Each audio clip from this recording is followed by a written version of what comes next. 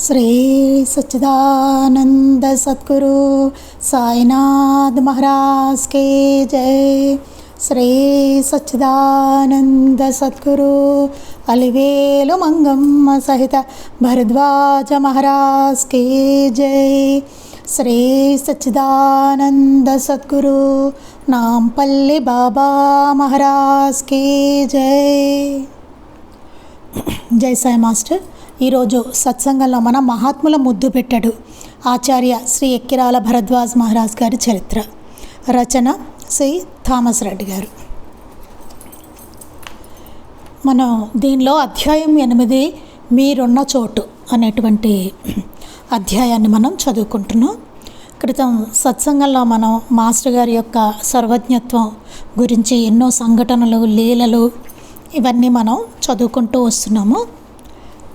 Master గారు చెప్పిన క్రితం సత్సంగంలో మనం ఏం చెప్పుకున్నామంటే, మాస్టర్ గారు అసలు ఎందుకు సిగరెట్ కాల్చడం అనేది ప్రారంభించారన్న దాని గురించి మనం చెప్పుకున్నాం. అది చీరాల స్వామి ప్రసాదంగా మాస్టర్ గారికి ఆయన ఇవ్వడం, ప్రసాదించడం. అప్పటి నుంచి మాస్టర్ గారు సిగరెట్ కాల్చడం అనేది చేసేవారు అనమాట. దాన్ని ఒక ఆవిడ వస్తారనమాట. ఆవిడతోటి మాస్టర్ గారు ఈ వివరం అంతా, ఆవిడ మనసులో సంశయం రాగానే ఈ వివరం అంతా ఆవిడకి చెప్తారు.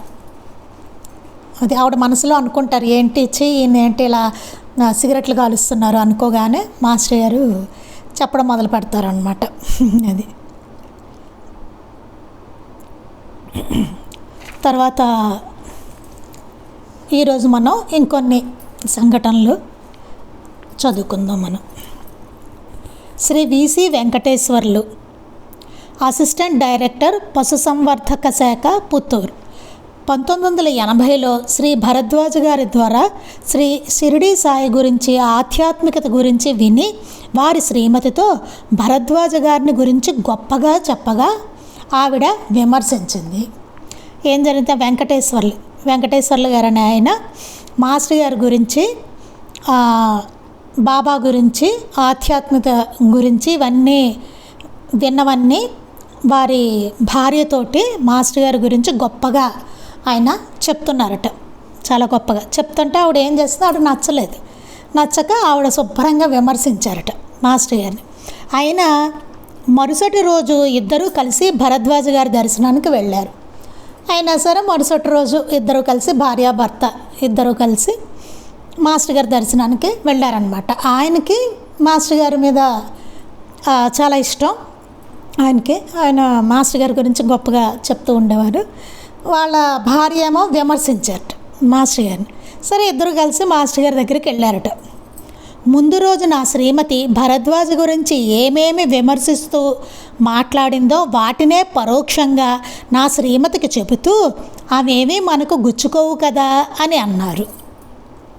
చూడండి, అట్లా ఇద్దరు కలిసి వెళ్ళేసరికి మాస్టర్ గారు వాళ్ళ భార్యతోటి ఆవిడ ఏవేవైతే మాస్టర్ గారి గురించి విమర్శించిందో అవన్నీ చెప్తూ ఏదో మామూలుగా చెప్తున్నట్టుగా చెప్పి, అట్లాంటి మాటలేమీ మనకు గుచ్చుకోవు కదా అని అన్నారట మాస్టర్ గారు. దానితో నా శ్రీమతి కన్నీటితో దుఃఖాన్ని ఆపుకోలేక పాద నమస్కారం చేసుకుంది అంటారు శ్రీ వెంకటేశ్వర్లు. దాంతో ఆవిడ ఇంకా కన్నీటితోటి దుఃఖాన్ని ఆపుకోలేకపోయారట ఆవిడ. అయ్యో, నేను ఇంతలా విమర్శించాను ఆయన్ని, నేను ఇంత సర్వజ్ఞులు ఈయన, ఇదేంటి ఇట్లా చేశాను అని చెప్పేసి ఆవిడ పాద నమస్కారం చేసుకున్నారట. ఆయనే చెప్పారు ఈ విషయాన్ని, వెంకటేశ్వర్లు గారు. ఆవిడ భర్త శ్రీ మేడా జయరాం, క్లాత్ మర్చెంట్, ఒంగోలు. నేను షిరిడీకి వెళ్ళాలని వారితో ఆశీస్సులు, విభూతి తీసుకొని రైల్వే స్టేషన్కు వెళ్ళాము. కొద్దిసేపటికి మాస్టర్ గారు మా తమ్ముడు రామచంద్రరావుతో ఎందుకో మరలా విభూతి పట్లం పంపించారు. మేడా జయరాం గారు అని ఆయన షిరిడి వెళ్ళాలనుకుని మాస్టర్ గారి ఆశీస్సులు, విభూతి తీసుకుని రైల్వే స్టేషన్కి వెళ్ళారు. మళ్ళీ కాసేపు అయ్యాక మరి ఏమైందో ఏంటో మాస్టర్ గారట ఆయన తమ్ముడి చేత మరలా విభూతి పట్లం పంపించారట. ఆల్రెడీ వాళ్ళు తీసుకుని వచ్చారు, మాస్టర్ గారి దగ్గరికి వెళ్ళి చెప్పుకుని మళ్ళీ ఎందుకో మాస్టర్ గారు వాళ్ళ తమ్ముడి చేత విభూతి పట్లం పంపించారట. అది ఎందుకన్నది ఇంక అర్థం కాల. ఆ రాత్రి మా షాప్లో దొంగతనం జరిగి 4 లక్షలు సరుకు పోయింది. బస్టాండ్ చేరిన సరుకు పట్టుబడి పోలీస్ స్టేషన్లో అప్పగించారు. చూడండి, ఆ రోజు షాపులో దొంగతనం జరిగింట, వీళ్ళ షాపులో, ఈయన క్లాత్ మర్చెంట్ కదా ఆ షాపులో ఆ రోజే జరిగి 4 లక్షలు సరుకు పోయిందట. బస్ స్టాండ్ చేరిందిట ఆ సరుకు, అది మళ్ళీ పట్టుబడిందిట. అక్కడ పోలీస్ స్టేషన్లో అప్పగించారట. ఈ విషయం తెలుపుతూ నాకు ఫోన్ చేయగా నేను వెనక్కి వచ్చాను. ఆ విషయం వాళ్ళు చెప్పి ఫోన్లో చెప్పారట. అప్పుడు వెనక్కి వచ్చారట ఈయన. మళ్ళీ పోయిన సరుకు దొరకడంతో నాకు ఆశ్చర్యం, ఆనందం వేసింది. చాలా ఆశ్చర్యం వేసింది ఆయనకి, పోయిన సరుకు ఎట్లా దొరికింది? బస్ స్టాండ్లో ఎక్కడో పట్టుబడి పోలీసులకి అప్పగించబడింది. ఆ సరుకు పోయింది. 4 లక్షలు ఆ టైంలో, అప్పట్లో మాస్టర్ గారు ఉన్న టైంలో 4 లక్షలు విలువ చేసే సరుకు అది. ఆయనకు ఆశ్చర్యం, ఆనందం వేసింది ఆయనకి. ఇది కేవలం మాస్టర్ గారి ఆశీస్సుల కారణంగానే దొరికింది, వారికి అన్నీ తెలుసు అంటారు శ్రీ జయరామ్ గారు. ఇది కేవలం పోవాల్సింది మాస్టర్ గారి ఆశీస్సుల వల్లనే నాకు అది మళ్ళీ తిరిగి దొరికింది, వారికి అన్నీ తెలుసు అని అంటారు ఆయనట జయరామ్ గారు. శ్రీ కేవీ రంగారావు మిత్రునితో కలిసి సినిమా చూడటానికని ముందుగానే టిక్కెట్లు తెప్పించుకొని టైంకు రిక్షాలు దొరకక విసుగు పుట్టి సినిమాకు బదులు సత్సంగానికి వెళ్ళారు. ఈయన శ్రీ కేవీ రంగారావు గారు మిత్రులతో కలిసి సినిమా చూడడానికని ముందుగానే టిక్కెట్లు తెప్పించుకున్నారట. తెప్పించుకొని టైంకి రిక్షాలు దొరకలేట ఆయనకు వెళ్ళడానికి. ఆయనకు విసుకొచ్చి ఆ సినిమా బదులు ఆయన సత్సంగానికి వెళ్ళారట. అప్పుడు మాస్టర్ గారు సినిమా మీద ఖర్చు పెట్టే సొమ్ము హుండీలో వేసుకుంటే కొంతకాలానికి షిరిడీ వెళ్ళవచ్చు అంటున్నారు. వీళ్ళు వెళ్ళేసరికి మాస్టర్ గారు అంటున్నారట, సినిమాల మీద ఖర్చు పెట్టే ఈ సొమ్ము అంతా ఆ పక్కన హుండీలో వేసుకుంటే కనుక కొంతకాలానికి షిరిడీ వెళ్ళవచ్చును అన్నట్ట మాస్టర్ గారు. అంటే చూడండి, వీళ్ళు సినిమాకి వెళ్తూ సత్సంగానికి రాగానే వీళ్ళకి అందవలసిన బోధ మాస్టర్ గారి దగ్గర నుంచి వచ్చేసింది. అదే సర్వజ్ఞత్వం అంటే. మరొకసారి డాక్టర్ గారు బ్రెయిన్ అటాక్ అన్నారు రంగారావు గారికి. ఒకసారి ఆ రంగారావు గారికి ఈయనకే బ్రెయిన్ అటాక్ వచ్చిందట. శ్రీ సాయి కాపాడారు. ఈ సంఘటనకు 1 నెల రోజుల ముందే మాస్టర్ గారు గ్రీటింగ్స్లో శ్రీ సాయిబాబా సంపూర్ణ ఆయురారోగ్యములు ప్రసాదించుగాక అని రాశారు. చూసారండి, ఈ సంఘటనకు 1 నెల రోజుల ముందే మాస్టర్ గారు గ్రీటింగ్స్లోట శ్రీ సాయిబాబా సంపూర్ణ ఆయురారోగ్యములు ప్రసాదించుగాక అని రాశారట. అంటే ఆయనకి అట్లా వస్తుందని, అది నివారణ అవుతుందని కూడా మాస్టర్ గారికి తెలుసు అన్నమాట. అంటే మాస్టర్ గారికి నా ఆరోగ్యం విషయం ముందే తెలుసు కదా అంటారు శ్రీ రంగారావు గారు. చూసారండి ఎంత అద్భుతం. అంటే ఆయనకి అన్నీ తెలుసు, సర్వజ్ఞులు. వారే మళ్ళీ దాన్ని, ఆ కష్టాన్నో రోగాన్నో ఏదో మొత్తం మీద మనకు వచ్చిన దాన్ని ఆయనే మళ్ళీ నివారిస్తూ ఉంటారనమాట. ముస్లిం సోదరుడు ఎస్ బాబువలి గారింటికి ఒక సాధువు వచ్చి ఆశీస్సులు ఇచ్చి వెళ్ళారు. తిరిగి రెండోసారి వారింటికి వెళ్ళక ఎదురింటికి వెళ్ళి ఆ ఇంట్లో గులాబీ ఉంది అన్నారట. అప్పటి వారికి ఒక ఆడపిల్ల పుట్టింది. ఒంగోలుకు తీసుకెళ్ళి పాపకు పేరు పెట్టమని కోరగా మాస్టర్ గారు గులాబీ అని నామకరణం చేశారు. వారు ఆశ్చర్యపోయారు. ఆ సాధువు శ్రీ సాయినాథులని తెలిసింది. వారు పాపను గులాబీ అనడం, శ్రీ మాస్టర్ గారు ఎవ్వరూ చెప్పకుండానే ఆ పేరు పెట్టడం ఆశ్చర్యం. చూడండి, ఒక ముస్లిం సోదరుడు ఎస్ బాబువలి గారింటికి ఒక సాధువు వచ్చారట. వచ్చి ఆశీస్సులు ఇచ్చి వెళ్ళారట. తిరిగి మళ్ళీ రెండోసారి వాళ్ళ ఇంటికి వెళ్లకుండా ఎదురింటికి వెళ్ళారట. వెళ్ళి ఆ ఇంట్లో గులాబీ ఉంది, అందుకే నేను వెళ్ళలేదు అన్నారట. ఆ ఇంట్లో గులాబీ ఉంది అన్నట్టు ఎదురింటి వాళ్ళతోటి. అప్పటికి వారికి ఒక ఆడపిల్ల పుట్టింది. వాళ్ళకప్పుడు ఆడపిల్ల పుట్టింది అనమాట. ఒంగోలుకు వాళ్ళు తీసుకెళ్ళి పాపకు పేరు పెట్టమని మాస్టర్ గారిని అడిగారట. అడిగితే మాస్టర్ గారు నామకరణం చేశారట. ఏమని? గులాబీ అని చేశారట. చూడండి, ఆ సాధువు గారు చెప్పడం గులాబీ ఉందా ఇంట్లో అని. అంటే వచ్చింది బాబా అనమాట. వచ్చి గులాబీ ఉందా ఇంట్లో అని చెప్పారు. మాస్టర్ గారి దగ్గర తీసుకొచ్చేసరికి మాస్టర్ గారు గులాబీ అని పేరు పెట్టారు. ఆ సాధువు శ్రీ సాయినాథులని తెలిసింది. వారు పాపను గులాబీ అనడం, ఆ పాపను గులాబీ అన్నారనమాట. సాయినాథుల వారు ఆ పేరుతో పిలిచారు ఆ పాపని. మేడం మాస్టర్ గారు పేరు పెట్టమని అడిగితే మాస్టర్ గారు గులాబీ అని పెట్టారు. దీన్ని బట్టి మనకేమర్థమవుతుంది? బాబా మాస్టర్ గారు ఇద్దరూ వేరు కాదు అనే విషయం మనకి స్పష్టం అవుతుంది. వారిద్దరికీ అభేదం. ఒంగోలులోని శ్రీమతి శేషారత్నం గారికి బాబా స్వప్న దర్శనంలో చెప్పిన అరబ్బీ మంత్రం వాక్యాన్ని మరువగా మాస్టర్ గారు ఆ మంత్రాన్ని వ్రాసి చూపెట్టగా ఆ భక్తురాలి ఆనందానికి ఆశ్చర్యానికి అంతులేదు. అందరి మనసులో తెలిసిన మహాత్ముడు శ్రీ మాస్టర్ గారు. చూడండి, ఒంగోలులో శ్రీమతి శేషారత్నం గారికి బాబా స్వప్నంలో కనిపించారు. కనిపించి ఆవిడకు ఒక అరబ్బీ వాక్యాన్ని చెప్పారట, అరబ్బీ మంత్రం ఏదో చెప్పారట. ఆవిడ మర్చిపోయారు ఆ మంత్రం. కొన్ని కళ్ళలో వచ్చిన మనం మర్చిపోతూ ఉంటాం కదండి, అట్లాగే మర్చిపోయారు ఆవిడ. మాస్టర్ గారు ఆ మంత్రాన్ని వ్రాసి చూపెట్టగా ఆ భక్తురాలి ఆనందానికి ఆశ్చర్యానికి అంతులేదు. ఆవిడ వచ్చి ఇట్లా బాబా ఏదో నాకు అరబ్బీ మంత్రం చెప్పారండి, అది నాకు గుర్తులేదంటే మాస్టర్ గారు రాసి ఇదిగో ఇదే మంత్రం, ఇదేనా చూడని ఇచ్చారట. ఆవిడ అసలు ఆశ్చర్యపోయారట, ఇదేమిటి అని. అందరి మనసులో తెలిసిన మహాత్ముడు శ్రీ మాస్టర్ గారు శ్రీ సాయి సన్నిధి గ్రంథంలో తొలి పలుకులు రాస్తూ స్థలం మీరున్న చోటు ఇట్లు భరద్వాజ అని ఉంటుంది. మనం సాయి సన్నిధి గ్రంథం కూడా చదువుకున్నాం కదా, దాంట్లో గ్రంథంలో తొలి పలుకుల్లో మాస్టర్ గారు రాస్తారు స్థలం మీరున్న చోటు ఇట్లు భరద్వాజ అని రాస్తారు. స్థలం మీరున్న చోటు అంటే మనం ఎక్కడుంటే అక్కడ మాస్టర్ గారు ఉన్నారన్నమాట. ఎందుకంటే ఆయన లేని చోటే లేదు కనుక, సర్వాంతర్యామి కనుక అని వారే స్వయంగా రాశారు. ఆయన నిజస్థితి ఏంటో ఆయనే స్వయంగా రాశారు, మీరున్న చోటు అని. అంటే లిఖితపూర్వకంగా మనకు వారు ఏ స్థితిలో ఉన్నారో చెప్పకనే చెప్పారు. ఆయన లిఖితపూర్వకంగా మాస్టర్ గారి స్థితి ఏంటో ఆయన చెప్పకనే మనకి తెలియపరిచారు, తెలపకనే తెలిపారు. వీరెక్కడ ఉన్నా అక్కడ నేనుంటానని, మీరెక్కడ ఉన్నా అక్కడ నేనుంటానని వారి సర్వజ్ఞత్వాన్ని స్పష్టంగా తెలియజేసిన విషయం మర్చిపోతే ఎలా? మాస్టర్ గారు స్పష్టంగా తెలియజేశారు. ఎన్నో లీలలు, సంఘటనలు ఆయన ఇక్కడ మీ స్థలం మీరున్న చోట అని రాయడం, ఇవన్నీ మాస్టర్ గారు మనకి తెలియజేస్తూనే ఉన్నారు. నేను అంతటా ఉన్నాను, మీరు ఎక్కడుంటే అక్కడ నేను ఉంటాను అని చెప్పి స్పష్టంగా తెలియజేశారు ఆయన సర్వజ్ఞత్వాన్ని. ఆ విషయం మర్చిపోతే ఎలా అంటున్నారు, కానీ మనం మాత్రం మర్చిపోతూనే ఉంటాం. మాస్టర్ గారు అనేసరికి ఒంగోలులో ఉన్నారనిపిస్తూ ఉంటుంది, బాబా షిరిడీలో ఉన్నారు అన్నట్టుగా ఆయన ఉన్నా మనం లేనట్టే ప్రవర్తిస్తూ ఉంటాం. రోజు అందరం అంతే. బాబా అక్కడే ఉన్నారు, మాస్టర్ గారు అక్కడే ఉన్నారు, అమ్మగారు అక్కడే ఉన్నారు, అయినా మన ప్రవర్తన మాత్రం వారు అక్కడ లేనట్టుగానే ఉంటుంది.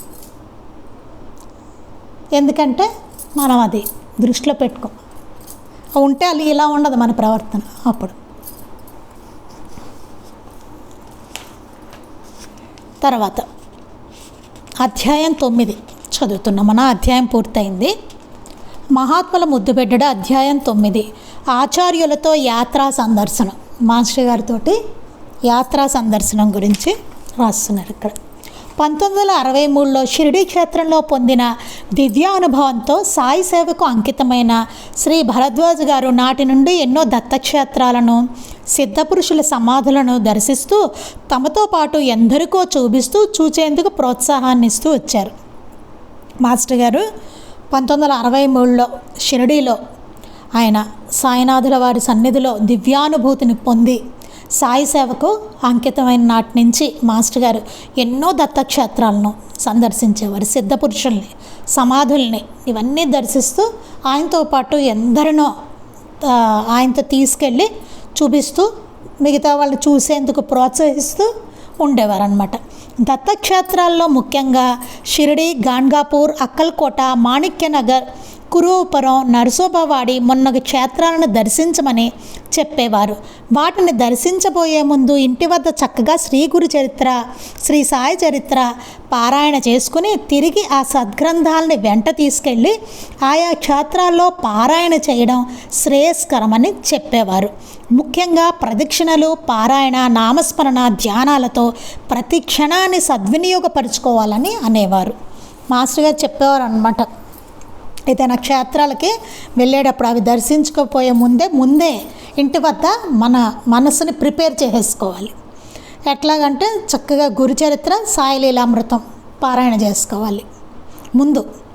వెళ్ళే ముందే చేసుకుని మళ్ళీ ఆ గ్రంథాలను మనతో పాటు తీసుకెళ్ళి ఆయా క్షేత్రాల్లో మళ్ళీ పారాయణ చేసుకోవడం అది చాలా శ్రేయస్కరం అని చెప్పేవారు మాస్టర్ గారు. అంటే మనసు ఏంటంటే మనకి చక్కగా ఏమవుతుందంటే వెళ్ళేసరికి మన దృష్టి బాగుంటుంది, మన ఆలోచనలు కానీ పారాయణ చేసుకుని వెళ్తే మనకు ఆ అనుభూతి వేరేలా ఉంటుంది. మామూలుగా వెళ్తే ఏముంటుంది, మామూలుగా మనం ఏదో ఇవి చూడడానికి అవి చూడడానికి విహారయాత్రలకు వెళ్తూ ఉంటాం చూసారా, అట్లాగే అయిపోతాయి. అందుకని మనం పారాయణ చేసుకుని ఒళ్ళు దగ్గర పెట్టుకొని చక్కగా వెళ్ళాలన్నమాట. అక్కడికి వెళ్ళి మళ్ళీ మనం పారాయణ చేసుకోవడం శ్రేయస్కరం. ముఖ్యంగా ప్రదక్షిణలు, పారాయణ, నామస్మరణ, ధ్యానాలతో ప్రతి క్షణాన్ని సద్వినియోగపరచుకోవాలని చెప్పేవారు. ముఖ్యంగా అక్కడ ప్రదక్షిణలు చేసుకోవడం, పారాయణ చేసుకోవడం, నామస్మరణ చేసుకోవడం, ధ్యానం చేసుకోవడం, వీటితోటి అక్కడ ఉన్న ప్రతి క్షణాన్ని మనం సద్వినియోగం చేసుకోవాలన్నమాట. మనం అక్కడికి ఎందుకు వెళ్ళాం? ఆయన కోసం వెళ్ళాం, అంతే కదండి. మనం గాన్గాపూర్ వెళ్ళామంటే శ్రీగురుడు కోసం వెళ్ళాం కదా, ఆయన సన్నిధి అనుభవించడానికి వెళ్ళాం మనం కదా. అందుకని అంత అద్భుతమైన ప్రదేశానికి మనం అంత వెళ్ళినందుకు అక్కడ మనం చక్కగా ప్రదక్షిణలు, పారాయణలు, నామస్మరణ ఇవన్నీ చేసుకుంటే ప్రతి క్షణాన్ని సద్వినియోగం చేసుకోవాలి. అక్కడ పిచ్చపాటి కబుర్లు చెప్పడం ఇట్లాంటివన్నీ అక్కడ పనికిరాదు. మనకి షిరిడి దాంట్లో, మన షిరిడి క్షేత్ర సందర్శనం దాంట్లో కూడా మాస్టర్ గారు చాలా వివరంగా రాస్తారు ఎట్లా చేయాలి అనేసి. ఏదైనా ఒక యాత్ర చేస్తే మనం ఎట్లా చేయాలి అనే దాన్ని కూడా చాలా వివరంగా మాస్టర్ గారు అందులో పొందుపరిచారనమాట. అలాగా మనం ఏ దత్తక్షేత్రాలకి వాటికి యాత్రలకు వెళ్ళినప్పుడు సమయాన్ని సద్వినియోగం చేసుకుని ఎంత మనకి టైం ఉంటే అంత టైము అక్కడే ఉండాలండి. అలా పెట్టుకోవాలి, సాధ్యమైనంత అక్కడే ఉండేలాగా మనం మన టైంని అక్కడే పెట్టుకోవాలి. అది కొన్నేళ్ళుగా ఎప్పుడు ఎవరు అడిగినా విసుగు చెందక ఇష్టంగా కాగితంపై రూటు వ్రాస్తూ ఎక్కడ ఏముందో ఏమి చూడాలో అప్పుడే కొత్తగా చెప్పినట్టు చెప్పేవారు. అసలు ఎవరు ఎప్పుడు అడిగినా సరే ఆయన విసుగు చెందేవాళ్ళు కాదు.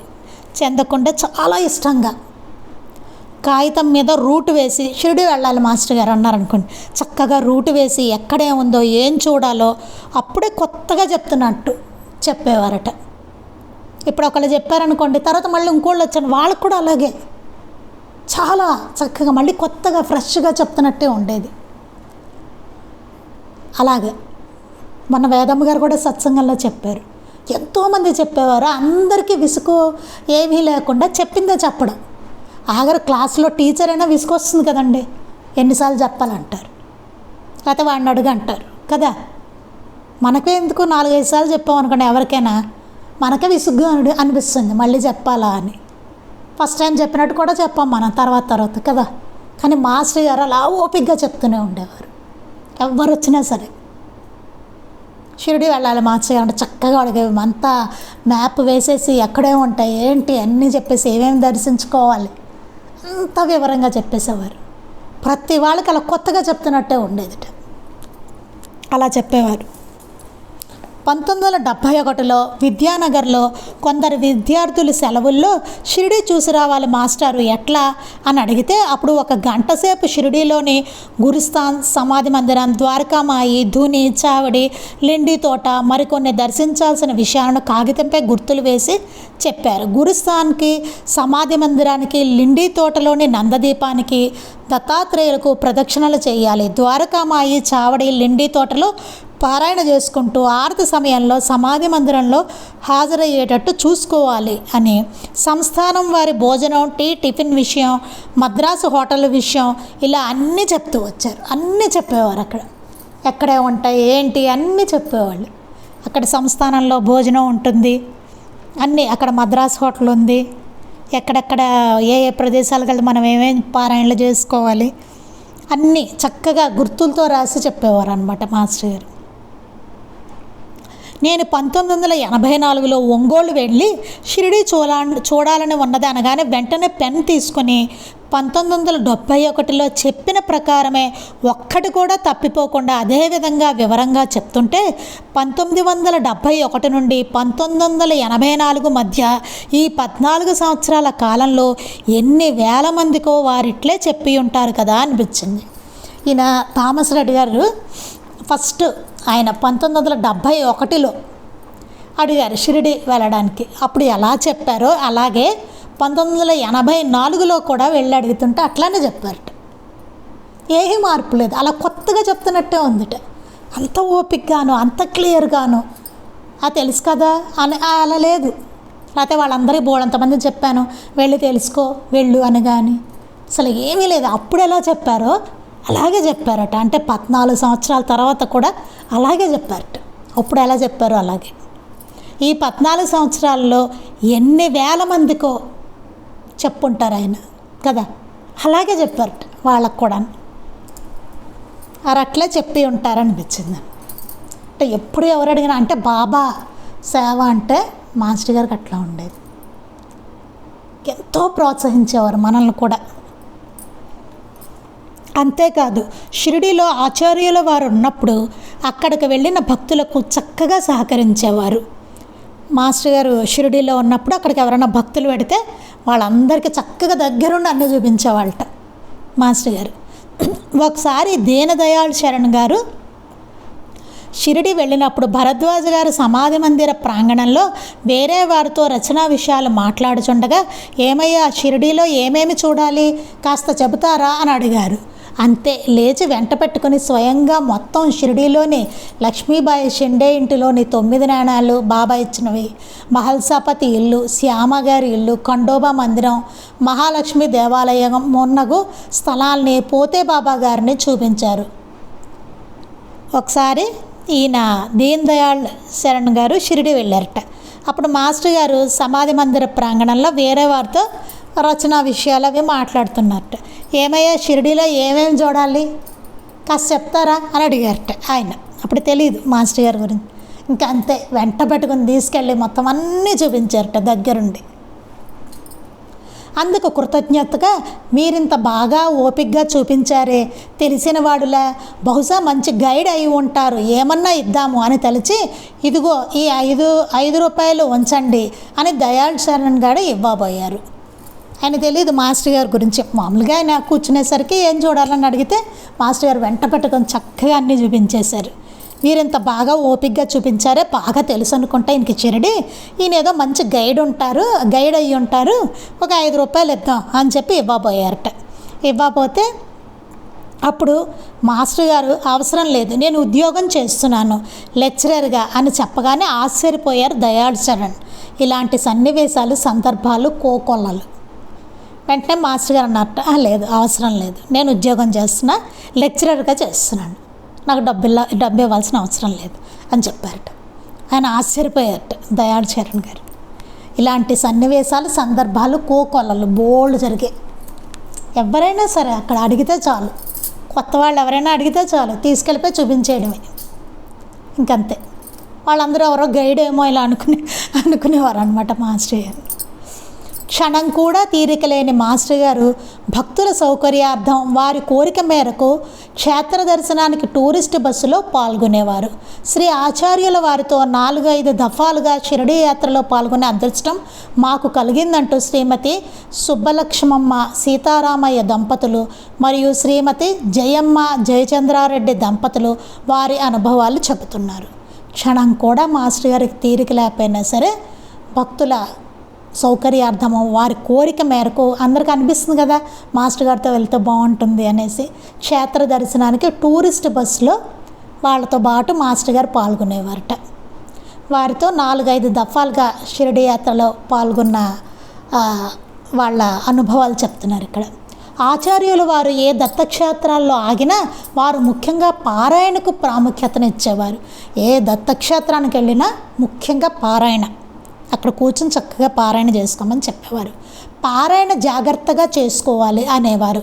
గాన్గాపూర్లో నదీ సంగమ స్నానం, ఔదంబర వృక్షానికి ప్రదక్షిణలు, పారాయణ చేసుకోమనేవారు.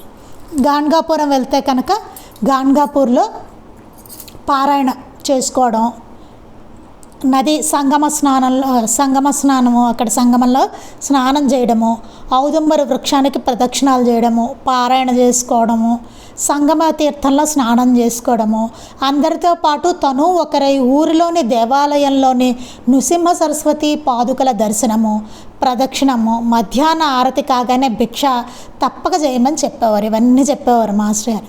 ముఖ్యంగా ఈ క్షేత్రాల్లో కాళ్ళకు చెప్పులు లేకుండా తిరగడం మంచిదనేవారు. కాళ్ళకు చెప్పులు వేసుకోకుండా తిరగడం అనేది చాలా మంచిది ఇలాంటి క్షేత్రాలకు వెళ్ళినప్పుడు అని చెప్పేవారు మాస్టర్ గారు.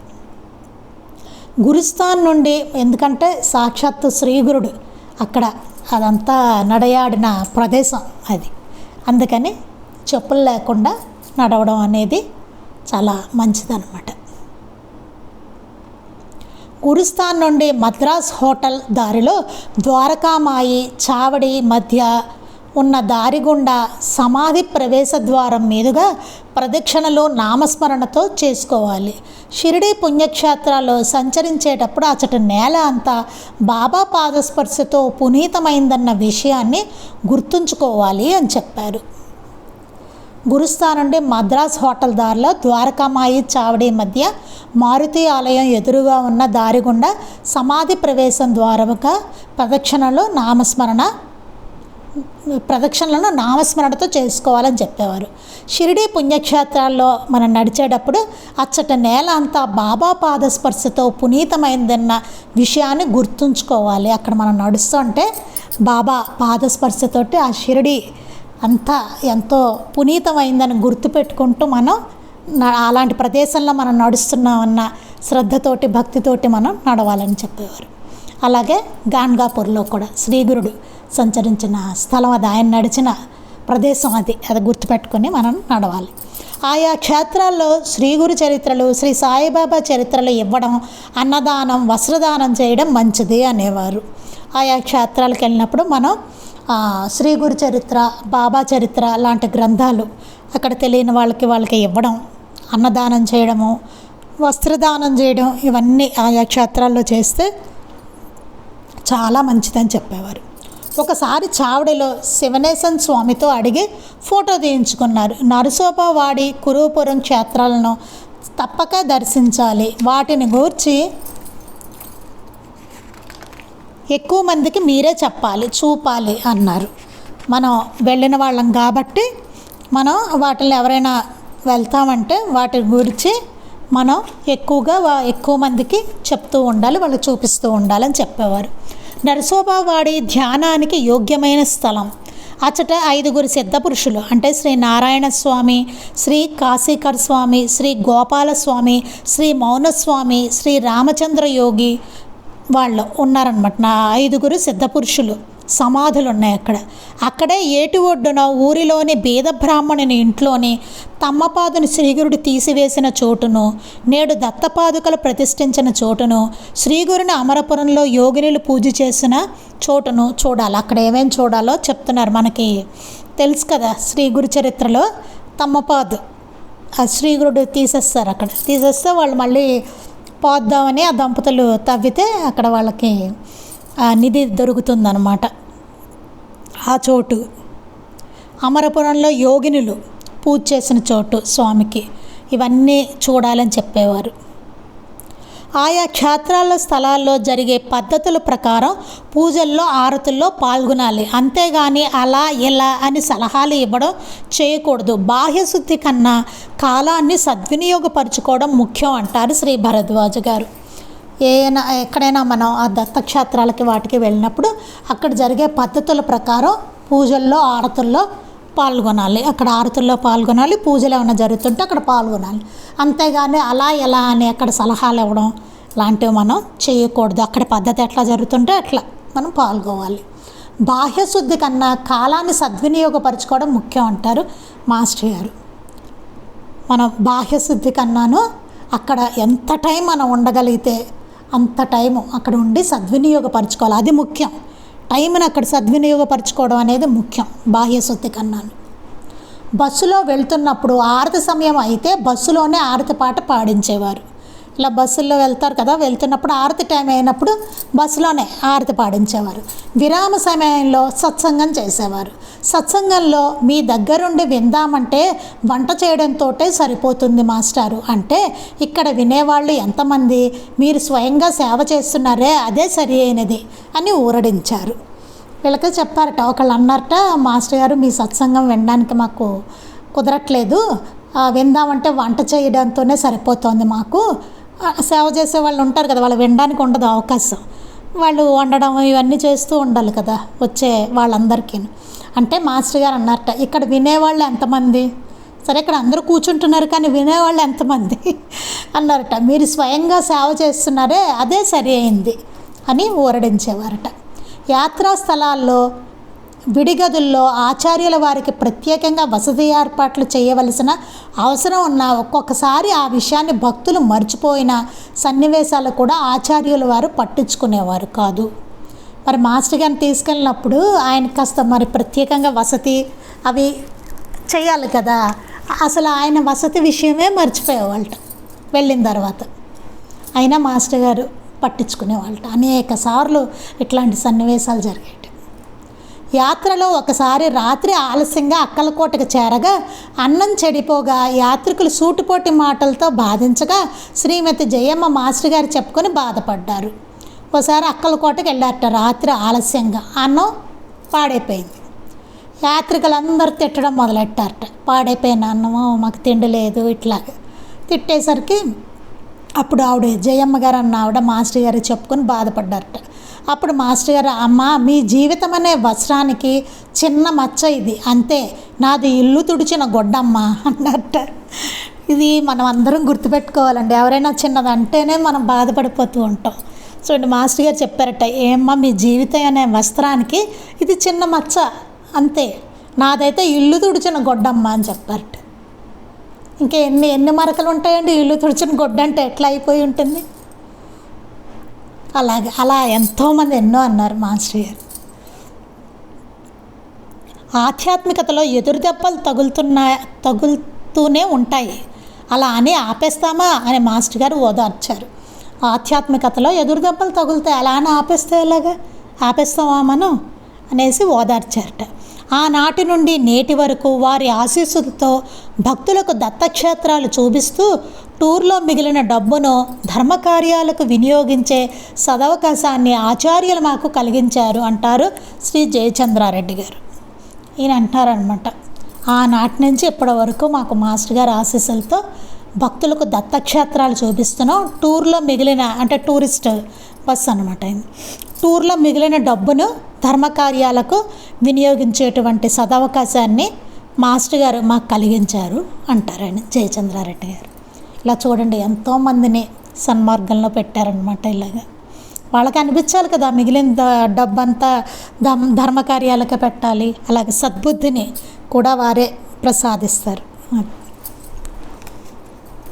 మిగిలింది మనం రేపు చదువుకుందాం.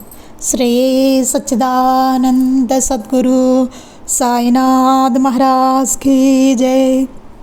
శ్రీ సచ్చిదానంద సద్గురు అలివేలు మంగమ్మ సహిత భరద్వాజ మహారాజ్ కీ జై. శ్రీ సచ్చిదానంద సద్గురు నాంపల్లి బాబా మహారాజ్ కీ జై. గురుదేవ దత్త అవధూత చింతన. లోకా సమస్తాః సుఖినో భవంతు. లోకా సమస్తాః సుఖినో భవంతు. లోకా సమస్తాః సుఖినో భవంతు. జై సాయి మాస్టర్.